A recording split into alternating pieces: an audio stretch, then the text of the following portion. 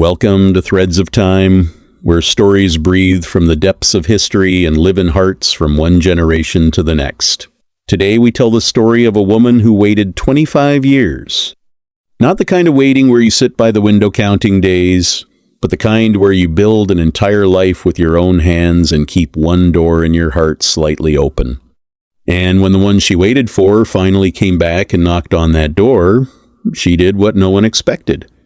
She did not open it. So come with us as we follow this story to its very end. In a coastal city where the sound of the sea found its way into every home through every crack in every wall, there lived a woman named Fatima. She was not the kind of woman who drew attention with loud beauty or endless conversation. She was quiet in the way of someone who weighs every word before letting it leave her mouth, and in her eyes there was always something that made whoever looked at her feel she was seeing more than she showed. She married at 22 years old to a man named Jassim, a young ambitious merchant who worked in sea trade, carrying goods between ports across the water. Jassim was the kind of man who filled a room just by walking into it. He laughed loudly, spoke with the energy of someone who could already see the future clearly in front of him, and Fatima would watch him with that quiet question always sitting behind her eyes that she never said out loud. In their first year of marriage, Fatima gave birth to a son they named Rashed. Jassim's happiness was enormous. He would carry the boy and walk through the house laughing, and Fatima would watch all of this with warm eyes. But 1 month after Rashed was born, Fatima began to notice something. Jassim was changing slowly. He came home later. He spoke less. He sat alone, sometimes staring at something she could not see. When she asked, he said he was tired from work. When she asked again, he gave the same answer. And when she asked a third time, he looked at her for a long moment and said nothing. And Fatima understood that there was something he did not want to say. On a cold night that winter, while Rashed was sleeping and Fatima sat alone sewing, Jassim came in and sat across from her and said in a low, serious voice, "Fatima, I cannot stay here." The sentence was simple, but it was heavier than anything she had ever heard. She said, without lifting her eyes from her sewing, "Where are you going?" He said, "There is land far in the north, they say is fertile and untouched. I want to go and build something new." She said, "And when will you return?" He said, "1 year? Maybe less?" She said, "And Rashed?" He said, "You will take care of him until I come back?" "You can do it." In the early morning, Jassim left. He picked up his bag, said a few words to Fatima, touched the face of the sleeping, Rashed with the tips of his fingers, and walked out the door.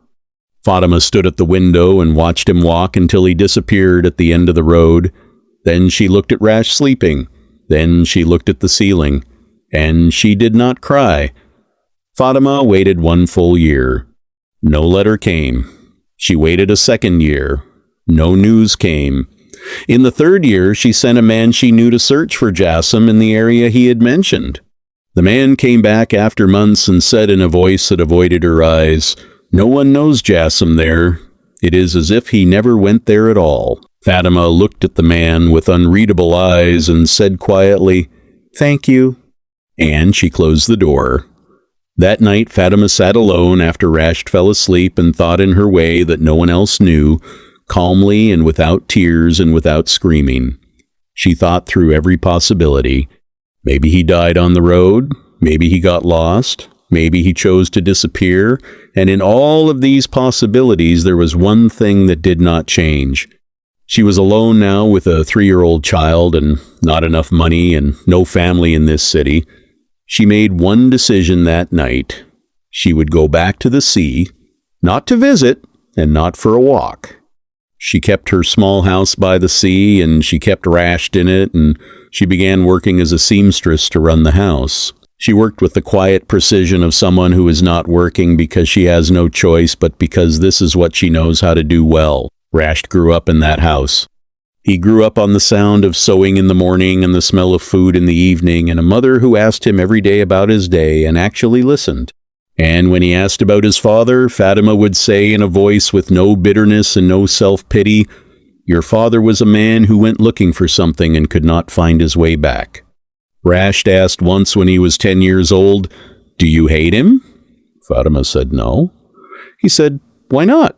She said, "Because hate takes energy that I need for more important things." In the 10th year of Jassim's absence, a man came and asked to marry Fatima. He was a kind widower who knew her story and said he would accept Rasht as his own son. Fatima sat with herself for days, thinking. Then she apologized and declined. When her brother asked why she refused, she said, "Because I do not know what I feel about Jassim, and I will not build on top of something I do not understand." Her brother said, "But he left you." She said, "Yes, but my heart has not made its decision yet, and when it does, I will know." 15 years passed, then 20. Rasht had grown up and married and had children of his own and built his house next to his mother's house. He came to her almost every day, and the relationship between them was the kind that does not need many words. They would sit and drink tea and sometimes barely speak, and that was enough. And Fatima had reached 47 years old. Not much changed in her way, but in her face, the lines of time that she neither hid nor showed, making her look like a book that has been read many times and still holds its shape. And in the 25th year of Jassim's absence, on an ordinary evening while Fatima sat sewing by the window and the sound of the sea came from far away, she heard a knock at the door. It was not Rashid's knock, because she knew Rashid's knock. This was different, slower and heavier, the knock of someone who hesitated before raising his hand. She put the sewing aside and stood slowly and walked to the door. She stood in front of it for a moment, then said in a quiet voice, "Who is it?" The voice came from outside, older than she remembered and carrying something that sounded like long exhaustion. "It is Jassim." Fatima stood in front of the closed door. She did not open it. She did not move. She said in that same quiet voice, "What do you want?" Silence from outside, and then he said, "I want to see you. I want to explain." She said, 25 years, Jassim." He said, "I know." She said, "Rasht grew up and married and became a father, and you never saw him." He said in a voice that carried something like a slow collapse, "I know." She said, "And what do you want now?" He said, "I do not know. Maybe I just want you to listen to me." Fatima was silent for a long time with the door between them. In that silence was all 25 years. Every morning she woke up alone. Every night she heard Rasht ask about his father. Every season that passed while she completed it by herself. Every decision she made without anyone else there to share it. Then she said, "I will not open the door tonight, Jassim." He said, "Why?" She said, "Because a door that opens after 25 years needs to open at the right time and from the inside. And today I was not ready."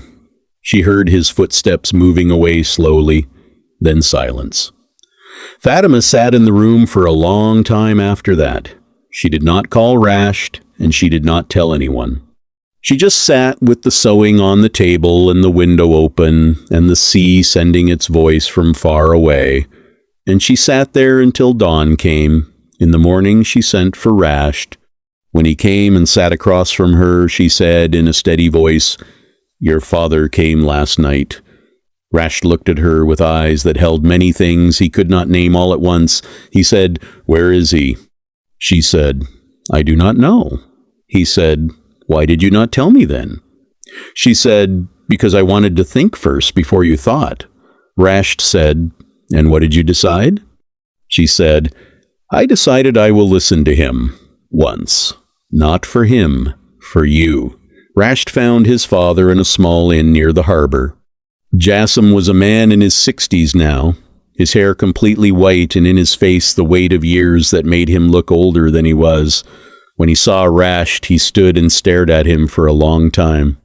Rasht, who he had left as a baby in a cradle and who stood before him now as a complete man.